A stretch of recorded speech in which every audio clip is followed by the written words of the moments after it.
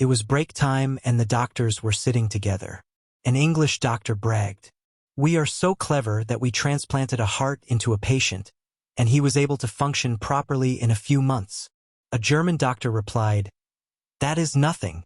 Our country is so advanced that we were able to replace a man's backbone, and in a few weeks he is able to walk." A Russian doctor interrupted them.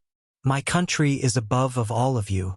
My patient needed a whole brain transplant, and in a few days he is able to walk and find a job." An American doctor came in and said, "We are the most clever people. We treated a man with no heart, no backbone, and no brains, and he became our president overnight." A guy is stuck in a huge traffic jam. A policeman stops by his window and tells him, "Sir, we have a very serious situation ahead. Terrorists have intercepted the presidential car and have taken Donald Trump hostage. They are asking for a $5 million ransom or they will set the president on fire. We're doing a collection in order to solve the situation. Would you like to participate?" The man answers, "Of course. How much do people give?" The policeman says, "Oh, about 1 gallon each." A priest and a rabbi are arguing over the meaning of a word. They cannot seem to get anywhere, and finally the rabbi says to the priest, "Look, Father, we aren't getting anywhere with this. Maybe we need a different perspective. Let's ask the imam." The priest agrees and they go to the mosque. "Please, Reverend Imam," says the priest, "we've been arguing all day long over this. Maybe you can help us." "Help you with what?" the imam asks. "Help us answer this question," says the rabbi. "What is the difference between an accident and a mistake?" The imam thinks for a moment, goes and studies the Quran, and returns, "Well, gentlemen," he says, "I can best explain it this way. Donald Trump is walking down a street when a car careens out of control and plows into him, turning him into sidewalk pizza. That is an accident." The two men nod. "Continue," says the priest. "Well, then the president is walking down the same street, and a car is approaching. The driver recognizes Trump. He hits the brake and manages to avoid striking him, and that, gentlemen, is a mistake." To substantiate his claim that he is a very stable genius, Trump had his brain examined in an MRI scanner. Researchers found that his brain was indeed special. In his left brain, nothing was right, and in his right brain, nothing was left. The Pope, Donald Trump, Angela Merkel, and a third-grade child are flying on a small plane. The pilot runs into trouble and realizes they're going to crash. A coward, he races to the cabin, grabs a parachute, and bails, hollering, "There are 3 parachutes left. You guys are on your own." Angela Merkel says, "Since I'm the leader of the free world now, I need to survive." She takes a parachute and exits the plane. Donald Trump says, "Well, I'm the smartest man in the world, so I get a parachute too." And off he goes. The Pope tells the third grader, "Don't worry, my child. I've lived a long and miraculous life. You take the parachute, and I'll go down with the plane." "That's okay, sir," says the child. "There are still 2 parachutes left. The world's smartest man just jumped out of the plane wearing my backpack." Trump goes to the UN and announces that contrary to what was printed in Fire and Fury, he is a genius. In fact, he says he has memorized the capitals of every nation represented there. "Go ahead, test me," he challenges. "Give me a hard one." One representative stands and says, "Okay, what's the capital of Turkmenistan?"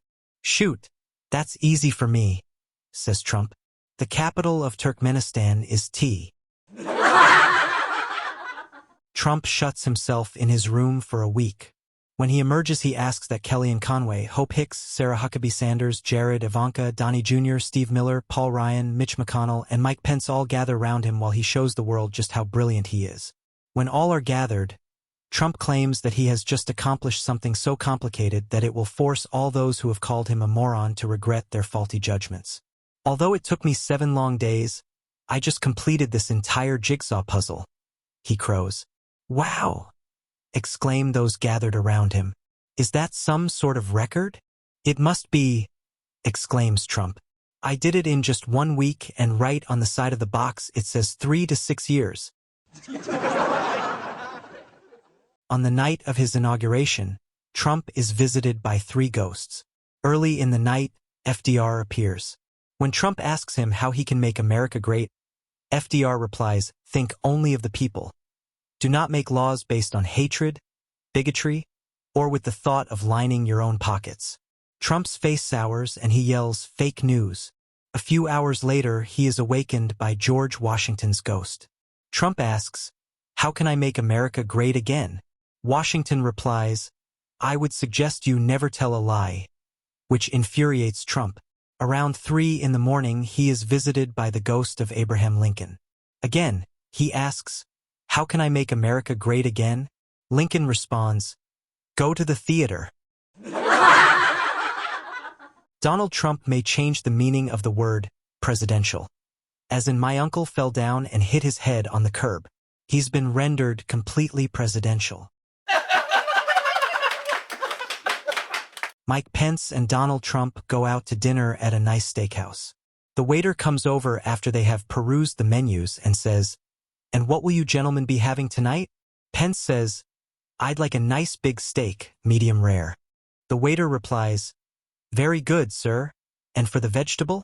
Pence says, "Oh, he'll have a steak too." Donald Trump is delivering his message at a rally, but he is repeatedly interrupted by the crying of a baby that is being held by its mother in the front row. The crowd is getting a little impatient. Trump tries to whip up the crowd for the 5th or 6th time, but the child's crying interrupts him again. Finally, someone in the back hollers in a loud, authoritative voice, "Enough's enough! Get that screaming baby outta here already." So the Secret Service removes Trump from the stage. An airplane was about to crash. There were 4 passengers on board, but only 3 parachutes. The first passenger said, "I am Steph Curry, the best NBA basketball player. The Warriors and my millions of fans need me, and I can't afford to die." So he took the first pack and jumped out of the plane. The second passenger, Donald Trump, said, "I am the newly elected U.S. president, and I am the smartest president in American history, so my people don't want me to die." He took the second pack and jumped out of the plane.